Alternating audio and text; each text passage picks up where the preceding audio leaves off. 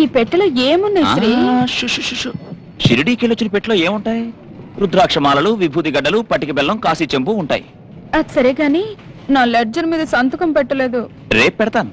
అబ్బా సంతకమేగా పెట్టేసే శ్రీమన్నారాయణ. ఈ cheque cash చేసుకోవయ్యా బాబు. Late అయితే చెక్కు చెల్లదయ్యా శ్రీమన్నారాయణ మహాప్రభు. ఇది క్రాసుడ్ చెక్కు. నిన్ను కూడా ఇలాగే పెన్నులో ఇంక్ అయిపోయిందని వెళ్ళిపోయావు కదమ్మా.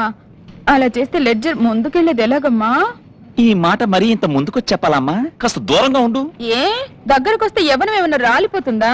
చూడు, నాకు చీర వాసన అంటే అసలు పడదు. ఆడగాలంటే పరమసహ్యం. చీర వాసన పడదా? తల్లి అసఖ్యమా? ఈవేమని శతకం ఎన్నాళ్ళు చదువుతావో నేను చూస్తాగా.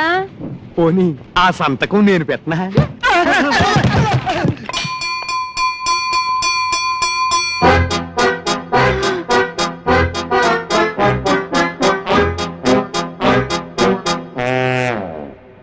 ఆడగాలే పడదు, చీర వాసన అసలే పడదు. శ్రీమన్నారాయణ ఏమయ్యా చక్రధరరావు, ఈ రోజు లేట్ శ్రీమన్నారాయణ బ్యాంక్ కరెక్ట్ టైంకి వచ్చేసాడు కదా? అవును సార్. అందుకనే నా కొంప మునిగింది.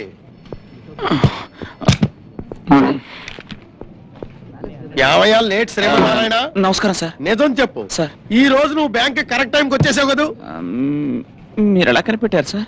ప్రొద్దున్నే లేచి పిల్లి మొహం చూశాను, ఆ తర్వాత మా ఆవిడ మొహం చూశాను. బ్యాంకుకి బయలుదేరుతుంటే ద్వారబంధాన్ని గుద్దేశాను. బయటకు వచ్చి బయలుదేరుతుంటే స్కూల్ పిల్లాడు సైకిల్ మీద వచ్చి గుద్దేశాడు. నాకు అప్పుడే డౌట్ వచ్చింది, నువ్వు ఈ రోజు బ్యాంక్ కరెక్ట్ టైంకి వచ్చేసి ఉంటావని. అనుకున్నంత పని చేసేసావు. అసలు నిన్ను శ్రీమన్నారాయణ బాబు లేట్ శ్రీమన్నారాయణ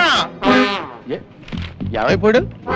బాబు లేట్ శ్రీమన్నారాయణ సార్, నేను ఇక్కడున్నాను సార్. ఎక్కడున్నావయ్యా మహానుభావ? సార్, ఇందాక నేను పైకి వెళ్ళినప్పుడు నువ్వు పైన లేవు. ఎక్కడికి వెళ్ళావు? మీరు పైన ఉన్నప్పుడు కింద ఉన్నాను సార్. కింద ఏం చేస్తున్నావు? ఈ ఫైల్ చూస్తున్నాను సార్. టేబుల్ కింద కూర్చొని ఫైల్ చూస్తున్నావా?